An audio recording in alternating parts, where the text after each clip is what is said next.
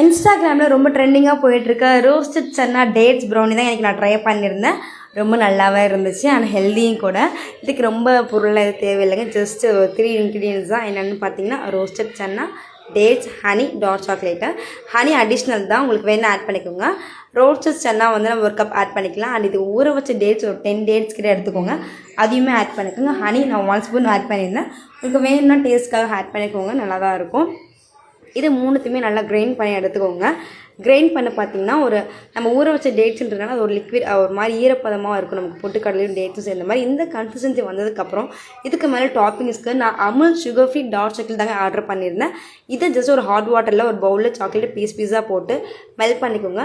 Melt ஆகும்போது பார்த்திங்கன்னா லைட்டாக ஒரு ஸ்கிட்சியாக இருக்குது அப்படின்னா நீங்கள் லைட்டாக ஹாட் வாட்டர் அப்படின்னா நார்மல் வாட்டர் கூட ஆட் பண்ணிங்கன்னா அந்த கன்சிஸ்டன்சி நமக்கு நல்லாவே கிடச்சிருக்கும். அண்ட் நெக்ஸ்ட் என்ன பண்ணு பார்த்தீங்கன்னா அந்த கன்சிஸ்டன்சி எடுத்ததுக்கப்புறம் எந்த பவுலில் நான் ட்ரான்ஸ்ஃபர் பண்ண போகிறேன்னா அந்த பவுலில் அடியில் பார்த்தீங்கன்னா கீ ஆட் பண்ணிக்கிட்டேன். ஏன்னா சாக்லேட் அப்படி தான் அடியில் ஒட்டாமல் நல்லா இருக்குன்றதுக்காக அடியில் கீ ஆட் பண்ணிக்கிட்டேன். இப்போ நம்ம அரைச்சி வச்சுருக்க அந்த ரோஸ்டட் சன்னா வந்து இந்த பவுலில் ட்ரான்ஸ்ஃபர் பண்ணிக்கலாங்க. ஆனால் ரெடி பண்ணி வச்சுக்க அமுல் சாக்லேட்டு மெல்ட்டையும் பார்த்திங்கன்னா இது மேலே அழகாக போவ் பண்ணிக்கலாம். டார்க் சாக்லேட்னாலே மோஸ்ட்லி ஹெல்தி தாங்க, அண்ட் சுகர் ஃப்ரீ கூட. ஸோ கண்டிப்பாக அதை ட்ரை பண்ணி பாருங்கள். தம்பிங்களுக்கு ரொம்பவே பிடிக்கும் சாக்லேட்டுன்றது. ஆனால் ஹெல்தி சாக்லேட் கொடுக்கும்போது நமக்கு கொஞ்சம் ஹாப்பியாக இருக்கும். இதை பார்த்திங்கன்னா நல்லா ஆட் பண்ணிக்கிட்டு இதுக்கு மேலே டாப்பிங்ஸ்க்கு நான் என்ன ஆட் பண்ணேன்னு பார்த்தீங்கன்னா கேஷ்யூஸ் தான் நான் ஆட் பண்ணியிருந்தேன்.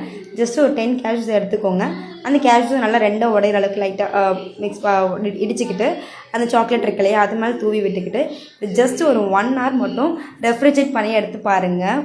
ரொம்பவே எம்மியாக இருக்கும், பார்க்கவுமே டெலிஷியஸாக இருக்கும்.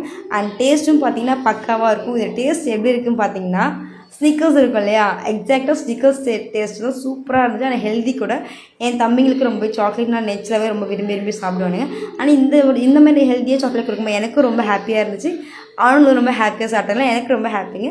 உங்கள் பேபிஸ்க்கு நீங்கள் இது போல் செஞ்சு கொடுத்து என்ஜாய் பண்ணுங்கள். தேங்க்யூ, பாய் பாய்.